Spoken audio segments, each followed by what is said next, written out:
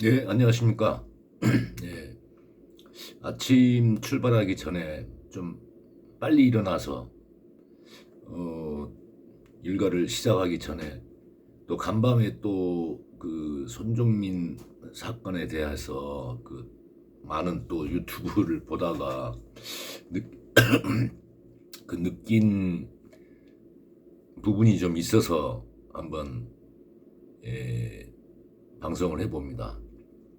예, 저는 이 사건을 조금 굉장히 좀 그 사건 이전부터 한번 조사를 좀 해야 된다는 생각이 듭니다.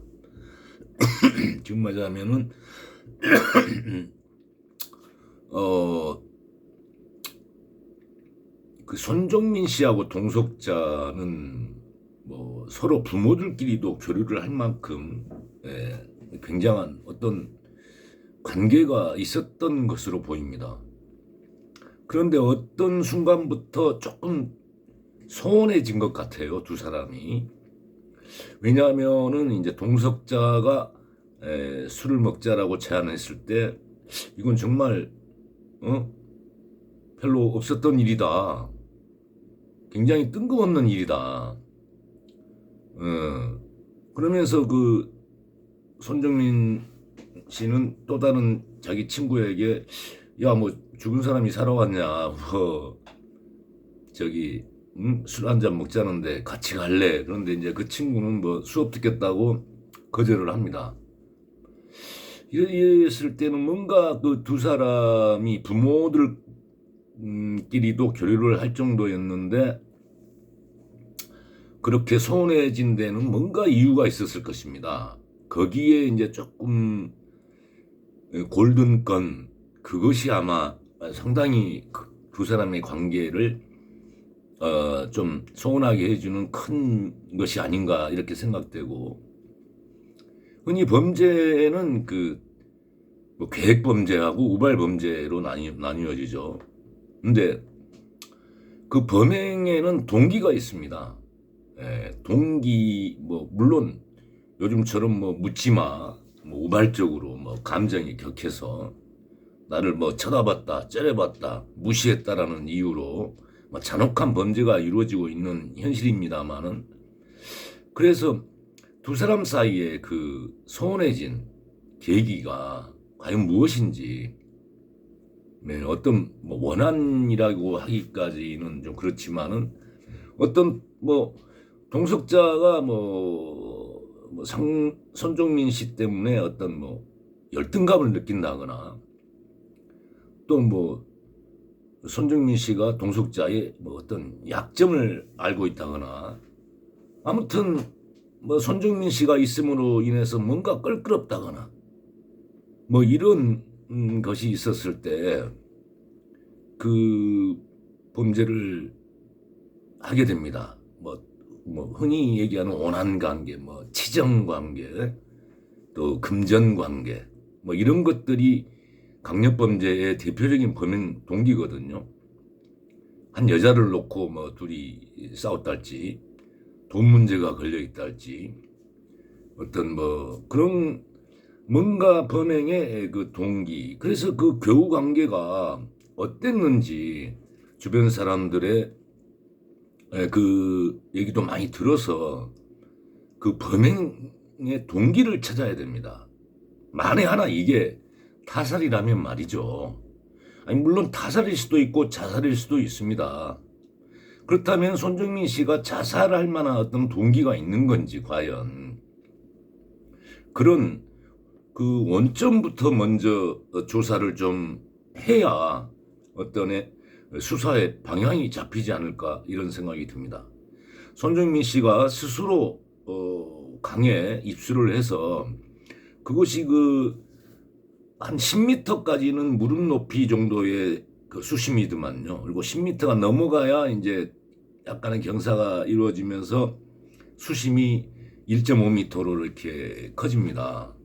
그렇다면은 손정민 씨가 지금 스스로 강을 입수를 해서 하면서 입수를 해서 가다가 이제 평평하게 돼 있는 데서 갑자기 급경사가 나오면서 거기에서 실족을 해가지고 익사를 했다. 뭐 이런 식으로 이제 결과가 나오는 것 같은, 경찰에서 발표를 뭐 했는지 하려고 했는지는 모르겠습니다. 그런 것 같습니다만은 4월 25일이면은 그래도 아직은 추위가 있는, 그리고 그 입수했던 시간이 뭐 4시 20분경인가요? 뭐 그 전후로 얘기하고 있습니다.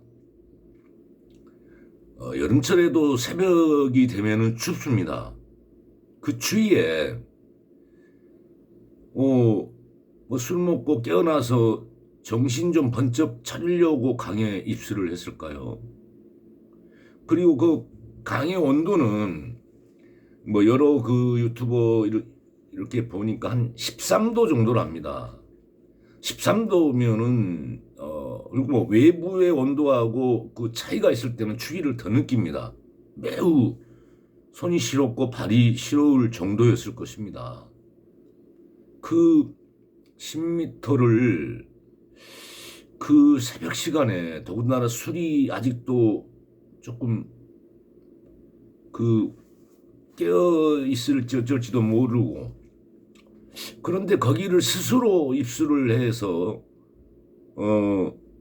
강에 그 자기 몸을 이렇게 적시다가 약간의 10m 뭐 거기까지 걸어 들어가는 것도 참 사람이랑 이러잖아요. 발에 물을 적시려면은 그냥 뭐 한 1, 2m 내에서 이렇게 적시다가 나오면 되지 왜 10m까지 걸어갔을까요? 그러다가 거기서 급경사에서 실족을 해서 익사를 했다. 즉 자살을 하려고 하지 않은 한 그런 그 새벽 시간에 그런 행동을 하기는 매우 어렵다고 생각이 됩니다. 네. 뭐 주변에 친구들도 있고 그렇다면 또 몰라도 혼자서 말이죠. 그리고 손정민 씨에게 있다는 그 자상이라 하면은 칼이나 뭐 어떤 송곳이나 이런 날카롭고 뾰족한 걸로 이렇게 뭐 찔리거나 이렇게 찍힌 그런 상처거든요. 그러면은 실족해서 익사를 하면서 이렇게 떠다니다가 어디에 부딪혀갖고 자상이 있었을까요? 자상도 뭐 손가락 2마디면은 약 한 이 정도 되는데 이게 한 5cm 된다는데 그게 2군데인가 있었다고 하는데, 그렇다면은 손정민 씨가 그 언덕에서 굴렀을 때 뭐 생겼을까요? 네. 그리고 이 자상이 아마 익사 후에 뭐 이렇게 강에서 부유하다가 어디에 부딪혀서 나왔다 하더라도 국가수 정도에서는 그 자상이 살아있을 때 생긴 건지 죽어서 생긴 건지 아마 밝혀질 겁니다. 왜냐하면 죽으면 피가 뭐 응고됩니까? 그래서 어떤 상처를 입혀도 피가 안 나오잖아요. 출혈이 안 되잖아요. 그렇죠? 하여튼 전문적인 건 제가 잘 모르겠습니다. 생전에 만들어진 그 상처하고 죽고 나서 만들어진 상처는 구별할 수 있는 걸로 알고 있습니다. 그리고 이제 우발적으로 뭐 했다 하더라도 뭐 어떤 자기가 약점이 있거나 동석자가 그 뭔가 좀 잘못이 있을 때 뭐 막 거기서 막 무릎 꿇고 비는 장면도 있지 않습니까? 그렇게 빌었는데도 뭐 상대가 미온적으로 나온다거나 뭐 그에 대해서 계속 꿍하고 있다거나 그러면은 이제 순간적으로 막 흥분해가지고 어떤 행위를 할 수도 있는 거죠. 뭐 이 경우는 뭐 동석자가 그랬다거나 또 손정민 씨가 자살을 했다거나 뭐 이렇게 단정적으로 이렇게 말씀을 드리는 게 아니고 하나의 그런 가능성을 열어놓고 수사하는 거 아니겠습니까? 보통 초동 수사가 굉장히 그 미궁으로 빠지는 대표적인 케이스가, 왜냐하면은 초동기에 확실한 수사를 해야 그 확실하게 그 범죄를 찾아낼 수 있거든요. 근데 대부분 그 수사에서 초동기에 방향을 잘못 잡아가지고 어떤 그 예단이나 편견을 가지고 이 사람이 범인일 거야. 이렇게 해서 죽었을 거야. 라고 딱 거의 단정을 짓고 수사를 시작하면 그러다가 그 수사 방향이 틀려갖고 나중에 와서 재수사를 하려고 할 때는 거의 미궁에 빠진다고 합니다. 그래서 경찰이 초동 수사를 잘못을 지금 이제 사건 발생이 한 달이 벌써 넘어갔으니까 이제라도 사건 방향을 다시 원점에서부터 재출발해야 되지 않을까 뭐 이런 생각이 듭니다. 아무튼 이 더군다나 그 평상시 같지 않게 그 동석자가 손정민 씨를 불러내서 술을 한잔 하면서 뭐 일어났던 일이고 또 3시 30분 이후 그다음에 4시 20분 강에 입수했다는 그 거기가 하여튼 그 골든 타임입니다. 50분이. 그리고 이제 그 4시 뭐 거의 뭐 손정민 씨가 입수를 한 걸로 밝혀진 시간 이후에 동석자는 현장에서 빠져나오는 사진이 토끼굴 그 사진으로 밝혀집니다. 그리고 불과 1시간도 안 돼서 집에 가서 옷을 다 갈아입고 현장에 부모님과 같이 나타납니다. 근데 제가 봤을 때도 현장에 나타나서 손정민 씨를 찾았다기보다는 자기 분실한 핸드폰을 찾았던 거 아닌가 뭐 이런 좀 의혹이 듭니다. 왜냐면은 손정민 씨를 찾았다면 왜 부모하고만 왔겠습니까? 손정민 씨 아니 그 동석자의 부모하고 왔겠습니까? 손정민 씨의 그 부모에게도 연락을 했어야 했고 또한 뭔가 자기도 술을 먹고 기억이 잘 안 나서 찝찝하다 그러면은 같이 술을 먹었는데 나도 만취였고 친구도 만취인데 친구가 사라졌다. 그랬을 때는 제일 먼저 손정민 씨 집에 혹시 손정민이 집에 왔느냐 확인도 해보고 네? 당연히 확인해 보지 않습니까? 어제 저랑 같이 한잔했는데 저도 술이 취해가지고 기억이 가물가물해서 손정민이가 갑자기 저도 깨어나 보니까 손정민이가 없더라. 그래서 혹시 집에 도착했습니까? 전화를 손정민 씨 집에 하는 것이 당연하지 않습니까? 네. 서로 모르고 만났던 관계도 아니고 부모끼리도 아는 사이라는데 왜 다급하게 가가지고 자기 입고 있던 신발과 그 흰색 티셔츠 이런 걸 다 갖다 버리고 막 이런 이상한 행동을 먼저 하고 나서 자기 부모하고 같이 현장에 왜 나타났을까요? 현장에서 손정민 씨를 찾기 위해서 온 것 같지는 전혀 않았습니다. 뭔가 자기 잃어버린 핸드폰 이런 것을 찾고 있는 듯한 분위기였습니다. 경찰에는 왜 알리지 않았을까요? 그리고 그 동석자가 손정민이 그 아버지께 나중에 손정민이가 뭐 달려가다 넘어져서 뒹굴고 그래가지고 그걸 자기가 구해내니라고 막 힘들었다. 뭐 자기도 지금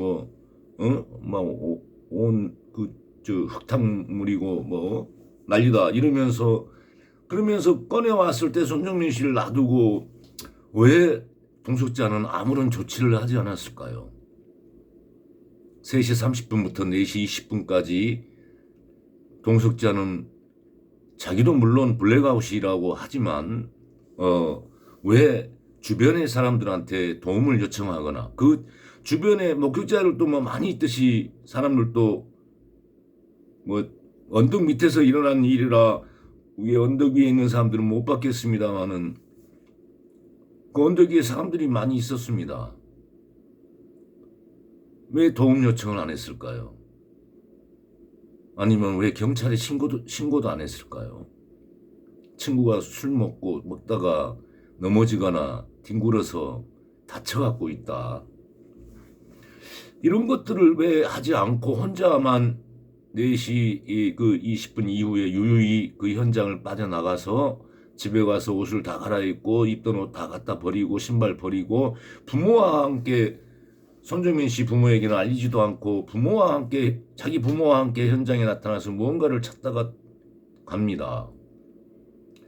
이런 석연찮은 행동 때문에 지금 의심을 하고 있는 것입니다. 제가 과거에 술을 먹다가 같이 있던 저도 술이 만취됐어요. 그런데 같이 술 먹던 사람이 일어나서 어디 가다가 확 넘어져가지고 어디 모서리에 딱 찍어가지고 여기에서 이제 피가 나는 거예요. 저는 그 당시에 정신이 번쩍 들더라고요. 막 저도 거의 블랙아웃 상태였는데 그래가지고는 막 지혈을 하면서 막 주변에 늦은 시간에 사람도 없었어요. 악을 막 썼어요. 누군가 혹시 들은 사람이 있을 줄 알고. 그것도 이제 술을 이제 늦은 시간이어서 술을 좀 편의점에서 사다가 외부 뭐 강 비슷한 계곡 비슷한 그런데 이렇게 앉아서 먹다가 발생한 사건이에요. 그러다가 넘어져가지고 제가 지혈을 하고 그런데 상대는 넘어지니까 기절을 했는지 의식이 없는 거예요. 피는 막 흐르지. 그래서 의식이 없어가지고 이렇게 맥을 잡아보니까 뭐 다른데 뭐 이는 이상이 없어. 그래서 지혈을 막 하고 이제 주변에 도와주세요 하면서 119로 바로 전화를 해갖고 앰뷸런스를 불러서 병원으로 이렇게 보낸 적이 있습니다. 그리고 나서 저도 병원으로 딱 그 사람 보내고 나니까 팍 쓰러졌어요. 왜냐하면 저도 당시에 너무 술이 취해 있는 상태여가지고. 근데 상대가 위난 상황이 오니까 정신이 번쩍 들더라고, 그 순간만큼은. 그리고 막 어떻게 막 비몽사몽간에 그 친구를 병원으로 옮겨주고 저는 이제 갑자기 그리고 나서 거의 하루를 잤던 것 같아요. 병원을 옮겨주고 나서. 그런데 손정민 씨가 그렇게 다쳐있고 그러는데 왜 그 시각에 동석자는 아무 조치를 안 했을까요? 그리고 손정민 씨가 입수했다는 그 시간 이후에 동석자는 그 현장을 빠져나왔습니다.